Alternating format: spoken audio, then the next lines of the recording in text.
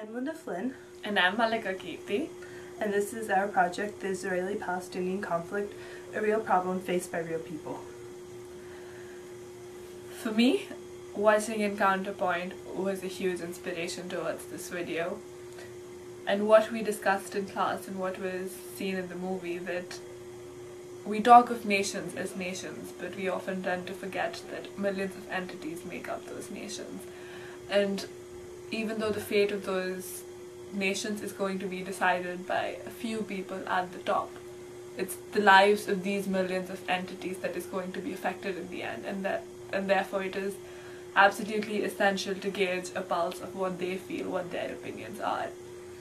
And through this video, I personally wanted to get a feel of that pulse, to see what people who were in some way related to the region or to the problem, what they felt about it.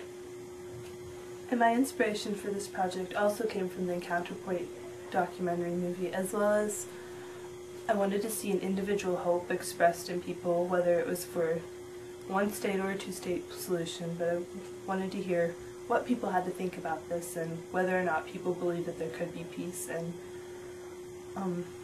wanted to hear how individuals came to think the way they did about the Arab-Israeli conflict. Towards this end, we attended the Middle Eastern Festival at Davidson, where we met students either whose parents were from the Middle East, or who had travelled to the Middle East, or who had interest in this issue. After that, we went to the Middle Eastern Festival of Charlotte, which was organised in Queen's College. There we got a broader base of people. We met a lot of interesting people. We talked to them, and for me it was an eye-opening experience indeed. We interviewed 5 Davidson students, 2 people that we met at the Middle East Festival in Charlotte. One is a lady who worked for the State Department, and another is a man from Palestine. We interviewed a history professor here at Davidson, and everyone had either studied the Middle East or traveled or had family, like Mallika said. And we really focused on whether people supported a two-state solution with Palestine and Israel each as individual countries, or a one-state solution which included one country with both groups of people living in it.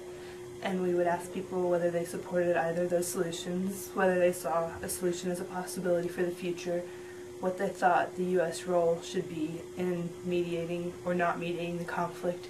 And we also asked people questions about whether they agreed with the label of Hamas as a terrorist organization, and what they thought about the West Bank settlements that are being built. Through the questions, we tried to bring out the opinions of the people in dealing with the problem and possible solutions for it, but we also tried to bring a personal point of view to their problems, to the problem and how their lives have been connected to it.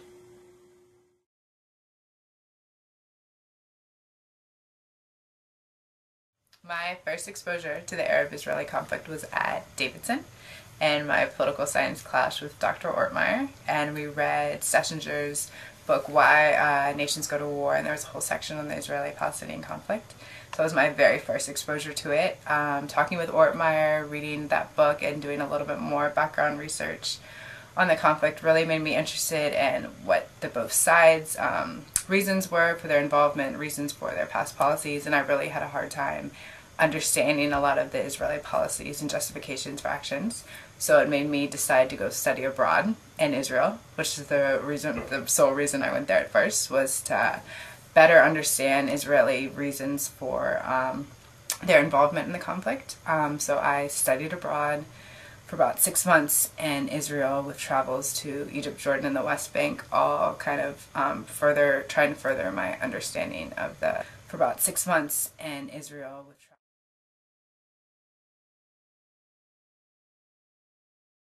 I've had a background of exposure to the Middle East since I was a young girl.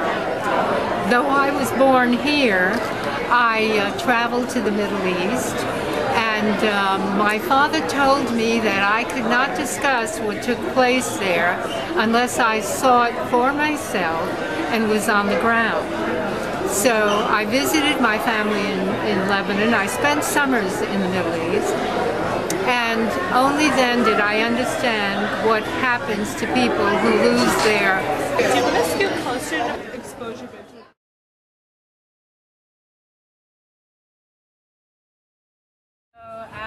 I lived abroad in Israel for 9 months, and I was living primarily in Jerusalem, and also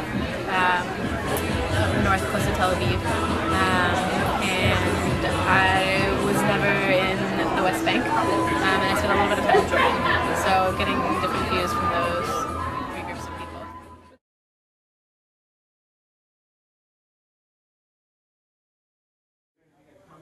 There's some old family connections. My mother was actually born in Cairo. She wasn't Egyptian, but her parents were teachers there. So I kind of grew up with family connections to the Middle East and the Islamic world. And so when I went into graduate school in history and was thinking about what area of history I wanted to specialize in, the Middle East, the Islamic world was kind of a natural focus of interest. So it was really, I got into this through old family connections as much as anything else. That plus a general political interest in the region. I've spent about 3.5 years in Egypt altogether. 1 year in Alexandria, 2.5 in Cairo, and in addition to that, I've traveled in a few other places in the region, Israel in particular.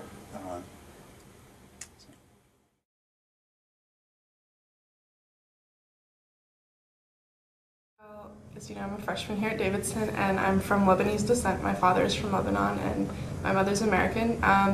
So issues in the Middle East have always held great interest for me, especially regarding the Palestinian-Israeli conflict.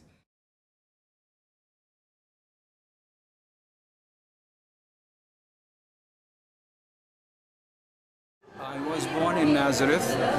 After the 1948 war, we moved to Jerusalem. I lived in Jerusalem and graduated from Jerusalem High School. And then I went to the American University in Beirut for my medical education. My mother still lives in Jerusalem. I have a sister who lives in Jerusalem. I have a brother who lives in Bethlehem. Yeah. They're in the midst of all this. They are amidst of the West Bank.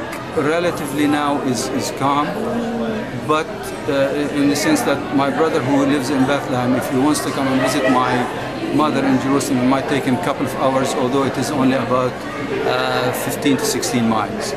Because of all the checkpoints? Because of the checkpoints, and because of they tell you, okay, we just close the traffic, and what they do is that they stop you here, and then you have to travel on foot around the checkpoint until you pick up another cab to take you to the other side. The Israelis? Sorry? The Israelis. This is the Israelis. I mean, the Palestinians have no authority or no control over that area. Yeah. Do you go back often? The last time I was there was about 5 or 6 years ago when my father passed away. Yeah. Yeah, I do visit often, and I took my children several times between 1967 and now. Yeah. So, when did you move to the United States? In 1972. 1972. Yeah. So did coming to the United